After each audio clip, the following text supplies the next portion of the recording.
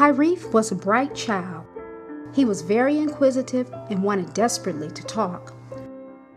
Once he started talking, he never stopped. His laughter was infectious, and he had a smile that would light up any room. He was always so outspoken, and he had no clue about holding his tongue. He was never afraid to speak up to anyone. He had people fooled into thinking he could read as early as 18 months. If you read him a book once, he could memorize everything you said and flip through the pages reading the book back to you almost verbatim. I remember he told his daycare teacher that he wanted to teach the class because he had better books to share with the students than she did.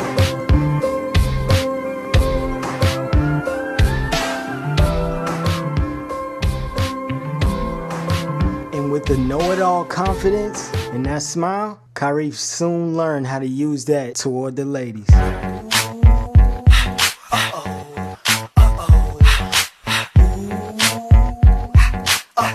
Well, Kyrieff was a trip. I used to always have to watch Kyrieff, and every time I used to come home, I used to always check on Christopher and Kyrieff. And one day I came home and looked at Christopher room. He was in there playing the video game. And just walked by Kyrieff's room, and I seen something. So I went to the room and I thought about it. So I went back and I opened this door, and guess what? Kyrieff was in there playing doctor. He basically jumped up. He got nervous and scared, and sat by and we talked about it. And then Carmelita's gonna ask me, like, what am I gonna do about it? What am I supposed to do about it? He was playing doctor. I left it at that.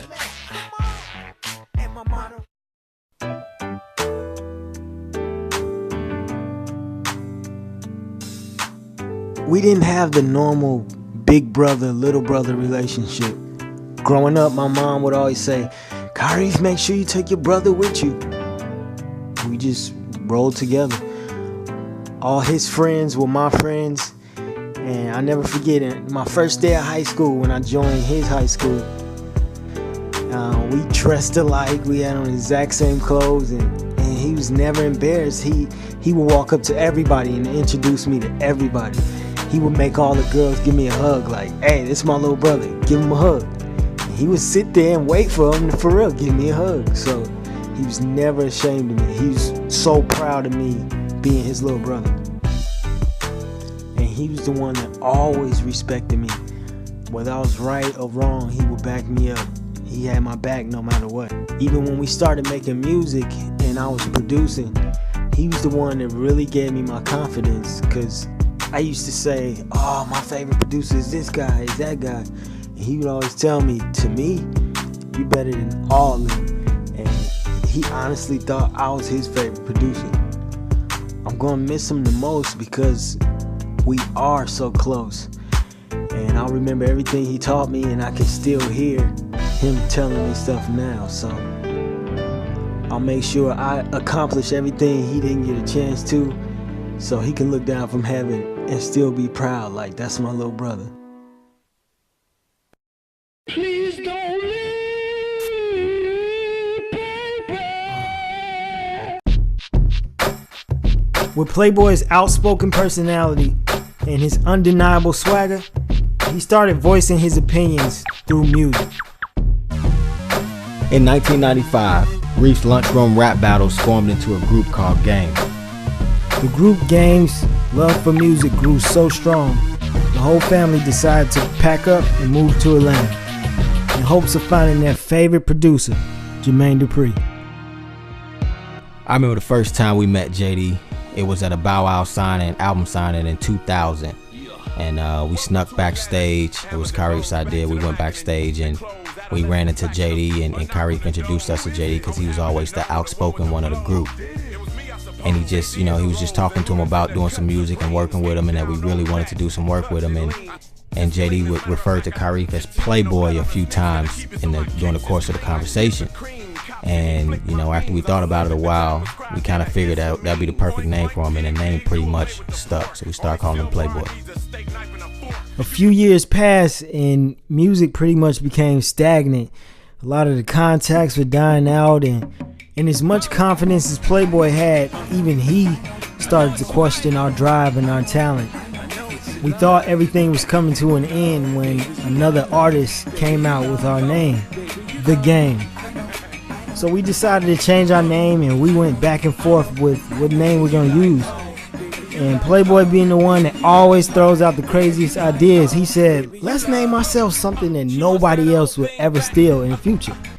And he said, let's name ourselves Ugly.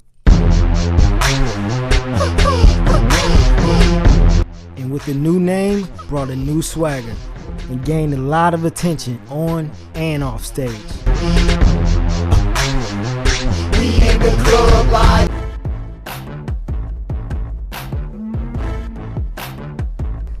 Kyrieff, if I had to describe him in one word, it would be explosive. He was about performing all the time, not just on stage, but in life. He wasn't made for the stage was made for him. The true meaning of, if you build it, they will come. I remember some of the shows with the group where Kyrieff did his dance. And for that moment, he was radiant. But that radiance stayed with him in everything he did. Some performers needed props. Kyrieff had his dance. We out doing the show. Wait. The speaker's cut off. We gonna keep pimping. We about to leave. We ain't performing. We about to go. Thank y'all very much. Oh, we back. And on January 14th, 2008, Ugly signed a TR Music Group with Teddy Riley.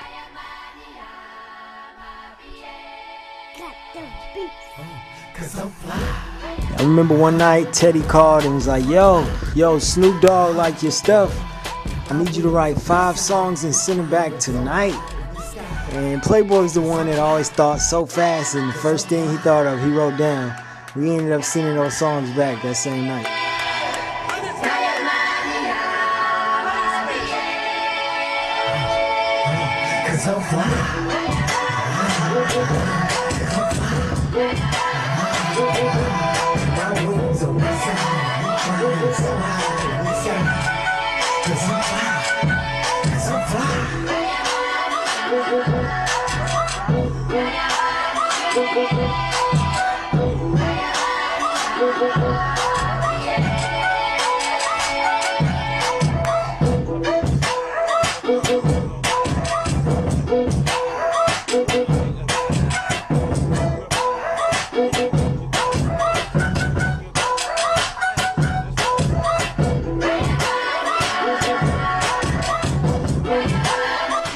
Playboy was the one that always made it fun to work, because he would just, the first idea he came up with in his head, he would just throw it out there. He was the one that threw all the ideas in the air, and we were the ones to take it, pick them up, and put them together like a puzzle. I just hope that now, instead of throwing all the ideas in the air, he can drop them from heaven, and we can pick them up and put them together like we always do. Playboy led the group from the years of Game all the way up to the years of Ugly.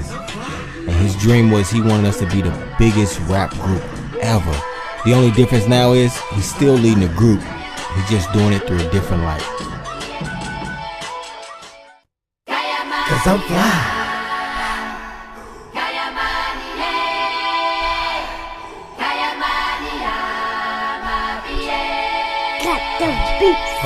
Cause I'm fly. Cause I'm fly. My wings on my side, we flying so high in the sky. Cause I'm fly. Cause I'm fly. I'm the G5 and high. You know how we ride. I'm the big kahuna. I walk on rose petals like the king of Zamunda. Everywhere I go, they know we drive up on the right side of the big coupe. Been around the world and ain't seen no bitch this fly, so amazing. Eyes Asian, man, act like a Haitian. Are you taking right down my information?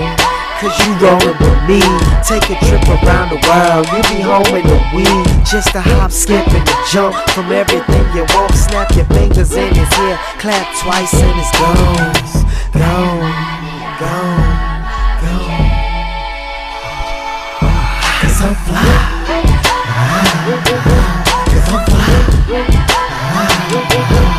My wings on my side. We flying so high in the sky. Cause I'm fly. I got a whole bunch of money, and I'm about to spend it on that whole other country.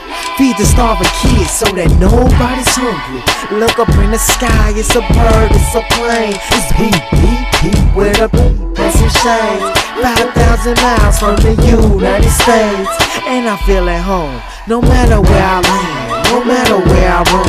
They treat me like I'm royalty, they put me on the throne. Cause I'm pimpin', everywhere I go it ain't no different. And when I am at home, I got my family, I got my homies, they rollin' with me. Cause I'm fly, cause I'm fly. Cause I'm fly. My wings on my side, we flying so high in the sky. Cause I'm fly, cause I'm fly. This is your captain speaking. I want to take this time out to thank you for flying. We are reaching our final descent. We should be touching down in about 20 minutes. Please don't walk about the cabin until we touch down. And once again, I want to thank you for flying. Cause I'm fly.